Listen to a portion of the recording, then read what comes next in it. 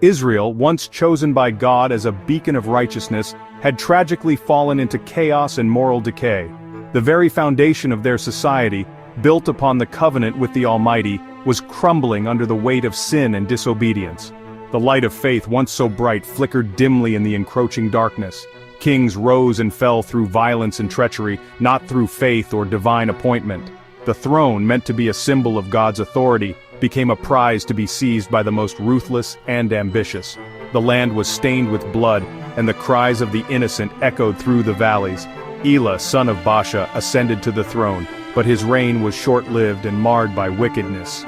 He inherited his father's sinful legacy, perpetuating the cycle of idolatry and injustice that plagued the kingdom.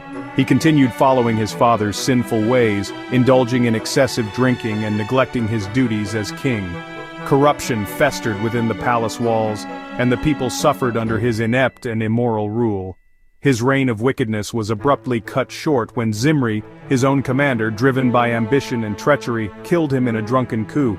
The palace was filled with chaos and bloodshed as Zimri seized the throne, ushering in a new era of violence and instability. But Zimri's reign, built on betrayal and bloodshed, lasted only 7 days.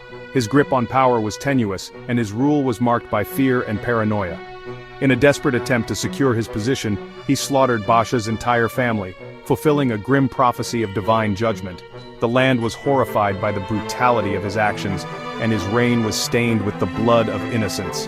But the army, disgusted by his treachery and brutality, rejected him as their leader. They refused to condone his actions and turned their backs on his illegitimate rule. Omri, a respected and capable commander, emerged as the army's choice to lead Israel. He marched on Tirzah, the capital, and besieged the city, determined to overthrow the usurper Zimri and restore order to the kingdom. Zimri, realizing that his cause was lost and facing certain defeat, cornered himself within the palace walls.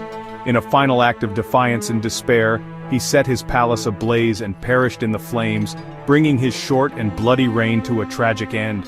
Omri eventually brought a measure of stability to the fractured kingdom, but it was a stability built on political maneuvering and military strength, not on righteousness or devotion to God.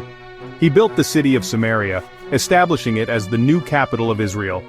But he also filled it with pagan idols and shrines, further entrenching idolatry within the kingdom. Omri's actions led Israel even deeper into spiritual rebellion, turning their hearts away from the one true God and embracing the false promises of paganism. The darkness continued to spread, and the nation drifted further from its divine calling. After Omri's death, his son Ahab ascended to the throne, inheriting a kingdom steeped in sin and idolatry.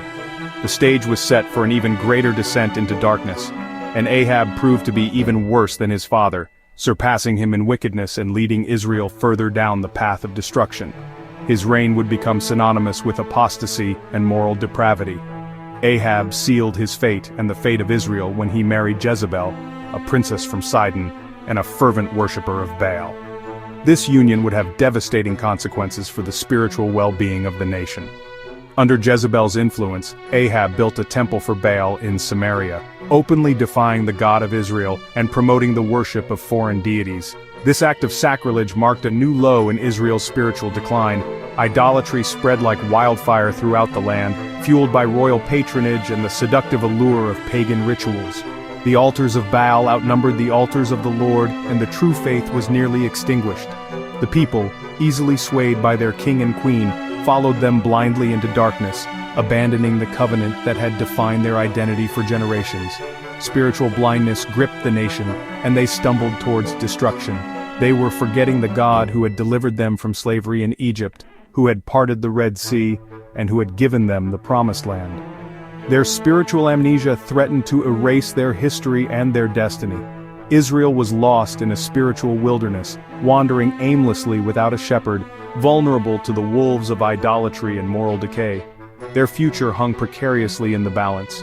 They were ruled by kings who cared only for power, for personal gain, and for the fleeting pleasures of the flesh, not for the well-being of their people or the glory of God. Their selfishness blinded them to the consequences of their actions. The nation was drowning in a spiritual abyss, overwhelmed by the darkness of sin and idolatry. It seemed as though all hope was lost, and that Israel was destined for destruction. But even in the darkest of times, God's love and mercy endure. He was not finished with his people, and he would not abandon them completely. A glimmer of hope remained, a promise of divine intervention to rescue Israel from the brink of destruction.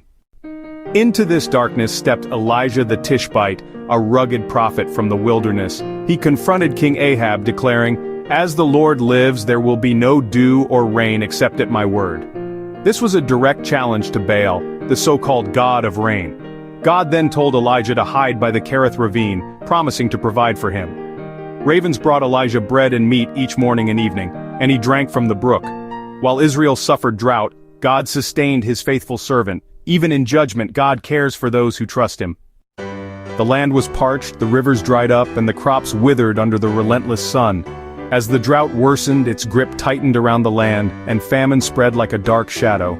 In this desperate hour, God, in his infinite wisdom and compassion, sent Elijah, his faithful prophet, to a place called Zarephath. This was in Jezebel's homeland, a place seemingly devoid of hope, to a destitute widow, a woman struggling to survive in the face of overwhelming adversity. With unwavering faith, Elijah approached her and made a simple yet profound request.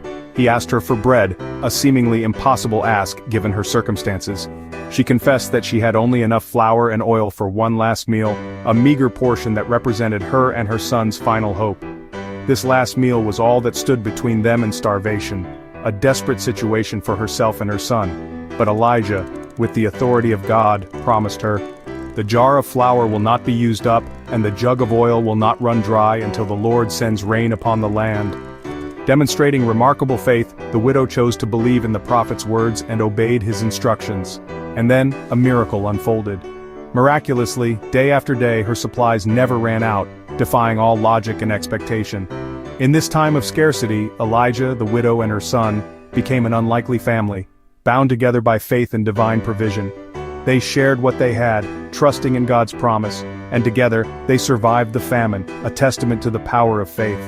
This story reminds us that God's provision is not limited by our circumstances, no matter how dire they may seem. When we trust him with what little we have, offering our humble gifts and resources, he sees our faith. He multiplies it beyond our wildest dreams, turning scarcity into abundance. Even when we find ourselves in enemy territory, surrounded by hostility and doubt, God's miracles shine brightest, illuminating the darkness and offering hope where there seems to be none. After years of drought, God told Elijah to confront Ahab. Elijah challenged Ahab and the prophets of Baal to a contest on Mount Carmel. "How long will you waver?" Elijah asked the people. "If the Lord is God, follow him." The prophets of Baal called on their God all day. No answer came. Elijah mocked their efforts, exposing the emptiness of their idols. The prophets grew frantic, but Baal remained silent. The people saw the futility of false gods. The stage was set for God to reveal his power. Israel stood at a crossroads waiting for a sign. Would they return to the Lord or remain lost? After years of drought and spiritual decline, the prophet Elijah stepped forward to challenge the nation of Israel. He called for a showdown on Mount Carmel, a pivotal moment to prove who the true God was. Elijah rebuilt the Lord's altar, and to further demonstrate God's power, he drenched the sacrifice with water, not just once but multiple times, filling the trench around the altar to overflowing. Then, in a moment of profound faith, he prayed for God to reveal himself, not for personal glory, but so that the people would know that the Lord is God, and that he had turned their hearts back to him. Instantly fire fell from heaven, a blazing inferno sent directly from God. The divine fire consumed the sacrifice, leaving no doubt in anyone's mind about the power of the Lord. It didn't stop there. The fire devoured the wood, the stones, and even the water that had filled the trench. Witnessing this undeniable display of divine power, the people fell on their faces, humbled and awestruck. They cried out in unison, "The Lord, he is God! The Lord, he is God!" acknowledging his sovereignty and might. With the demonstration complete, Elijah told Ahab to prepare for rain, signaling the end of the devastating drought. Knowing that the physical rain required spiritual intervention, he prayed, pouring out his heart to God. After persistent prayer, a small cloud appeared on the horizon, a sign of hope and a testament to God's faithfulness. That small cloud quickly grew into a mighty storm, a torrential downpour that would quench the parched land. The drought ended, bringing relief and renewal to the land. With the rain came a sense of restoration. Hope returned to Israel, washing away the despair of the previous years. One person's faith, like Elijah's, can turn a nation back to God, leading them from darkness into his marvelous light. God's power is real and available to those who seek him. His promise is true, unwavering through generations. Even in the darkest times when all seems lost, he calls his people back to himself, offering forgiveness, restoration, and a renewed purpose. The story of Elijah reminds us, God alone is worthy of our trust, our devotion, and our unwavering faith.